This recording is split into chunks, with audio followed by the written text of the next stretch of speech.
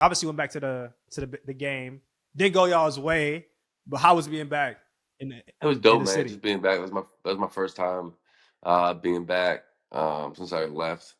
Just seeing, the fans be able to experience the tailgate, be able to experience, seeing the blue buses pull up on the other's perspective, and being in that stadium, not on the sideline. It was bittersweet. It was cool. It was cool for me to be a fan. I got to experience the highs and the lows of the games in a different way, which was a unique perspective. But it was fun. It was fun. So, like, coming out of that game, what were your kind of your takes of the Penn State team and the direction of the season? Yeah, I mean, I think I saw something on Twitter before the game, like they're kind of just playing with, house money because, they lose. Yeah, it sucks. You lost to Ohio State, but you still only have one loss. Your schedule on the back end of the season is pretty favorable. So, I think it's a good thing for them. I wish they would have won, but they have to be able to adjust. And I think since I've been there, we've always had that like a tough loss to Ohio State or Michigan, and then we dropped a loss to a team we shouldn't have lost to. So if they can get back on track, go into the playoffs with only one loss, I think they have good opportunity to do some noise in the playoffs. No, that's exciting, bro. Like you said, I feel like even Coach Franklin, I feel like y'all's program has always been like right there. You know what I'm saying? Oh yeah. Like sure. it's like I mean, obviously every year y'all rank, and then you got like somebody else in the Big Ten who's either Ohio State, Michigan, and Absolutely. now you bring in more teams.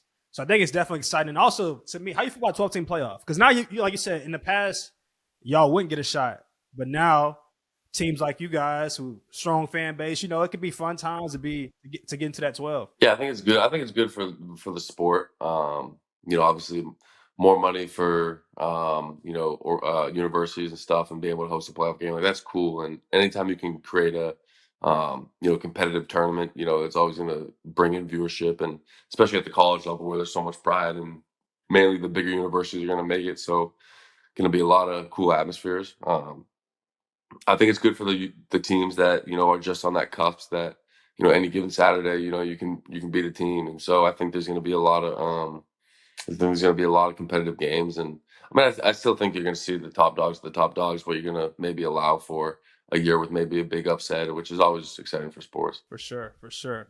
Before we move on again, if you were, I don't know if you get any word. I've been hearing the words at the school I went to, but if you were at Penn State right now, having the seasons you had, what do you think your NIL check would look like? God damn, I don't even know. Like knowing me, like I know you be hearing. I know you be hearing numbers though. You got to, because Yeah. I be hearing. I'm like, and sometimes I'm like, is it worth the investment? But what do you think? Give me a ballpark. I don't know. I'll probably make around I don't know, anywhere from 300 to 500K. I guess. I don't know. I don't really know how I know some dudes are making ridiculous amount of money, which is crazy, but I don't know. I wouldn't put myself Crazy. in that category. They getting hush money, man. Yeah. For real. Some of them I see getting paid. I'm like, I didn't even see you post no ad. Like, where was the brand deal at? You getting paid hush money for real. No, seriously.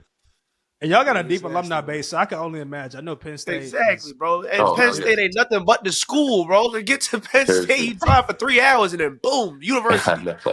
Like, come on. And if you over there, you go into a Penn State game, man. I remember when I drove to Penn State, I followed the same car all the way from Philly. It was crazy. It was crazy. I was like, bro, I'm still here?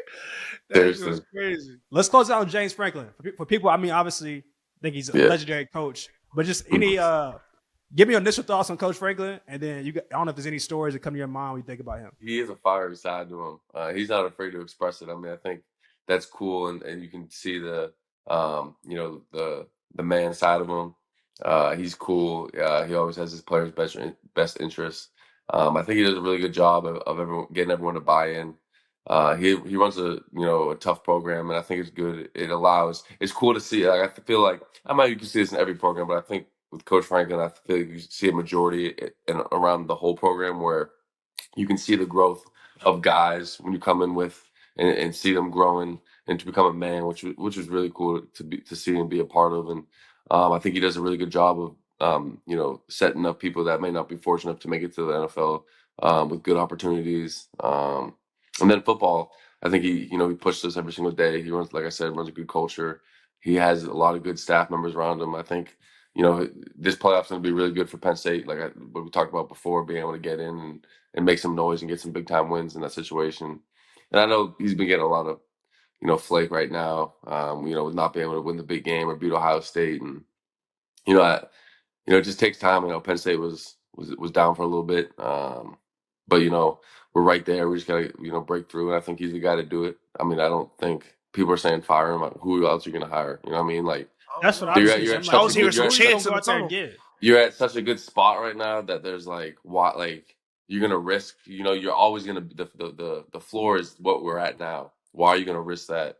You know what I mean? So I think he's in a really good spot. That's a fact. I was hearing the chants in the tunnel. They was chanting to fire him.